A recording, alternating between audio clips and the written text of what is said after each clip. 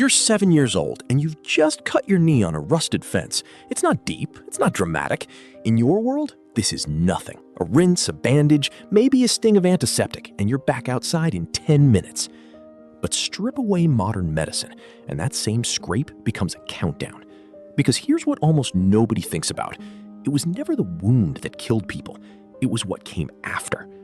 For most of human history, a scratch could open the door to something with no name, no face, no warning. Infection. And once it took hold, there was no rescue coming.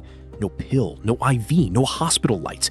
Just a slow, invisible war happening under your skin, and you waiting to find out who wins. You'd think humans would be helpless against this, but they weren't passive. They were desperate. And desperation breeds strange genius.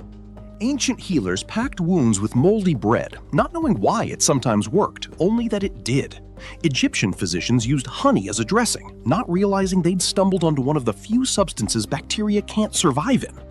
Battlefield surgeons in the 1800s learned through horrifying trial and error that maggots, yes, maggots, could eat away dead, infected tissue and leave healthy flesh untouched. None of this was science yet. It was pattern recognition, soaked in blood and grief. Try something. Watch who lives. Remember it. Pass it down. But here's the part that should really unsettle you. Even kings weren't safe from this world. A splinter could kill a monarch as easily as a peasant. Money bought comfort, not immunity. Disease didn't care about your crown. And it wasn't just wounds. Childbirth was a coin flip. A fever could arrive on a Tuesday and take your whole family by Friday.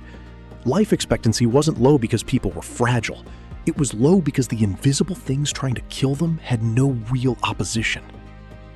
Then, in 1928, a scientist named Alexander Fleming forgot to clean a petri dish before leaving for vacation. He came back to find mold had killed the bacteria growing in it. That accident, that one moment of human carelessness, became penicillin.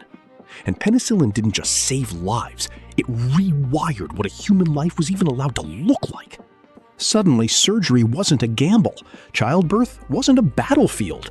A scraped knee was just a scraped knee again. So the next time you brush off a cut without a second thought, understand what that casualness actually is. It's not luck, it's not nothing. It's the ending of a war so old, so brutal, and so quietly won that you never even knew you were standing on the other side of it.